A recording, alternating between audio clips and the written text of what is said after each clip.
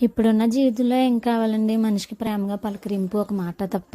ఇప్పుడున్న లైఫ్‌కి అసలు గ్యారంటీ అనేదే లేదు. ఎప్పుడుంటామో, ఎప్పుడు పోతామో తెలీదు.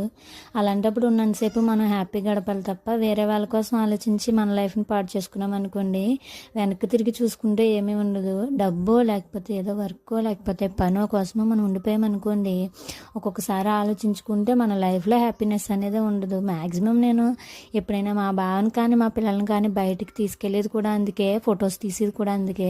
కొన్ని మెమరీస్‌గా మన దగ్గర ఉంటాయి కదా అని చెప్పి, వీడియోస్‌కి మొహం దాచేసుకున్న, ఫొటోస్‌కి మొహం దాచేసుకున్న అది అప్పటికి పోవచ్చు, కానీ ఆ మెమరీ అనేది వాళ్ళతో ఉండదు.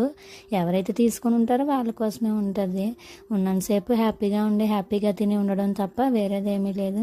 ఒకవేళ ఎవరి మీదైనా మనం కోపంగా ఉన్న, కోపం అప్పుడు వదిలేసుకోవడమే. ఎందుకంటే ఈ లైఫ్‌లో ఇంత గ్యారంటీ లైఫ్ ఎవరికీ లేదు కాబట్టి ఇంక అలా చేయడమే మంచిది. ఇంక వేరే ఆప్షన్ కూడా ఏమి ఉండదు కాబట్టి.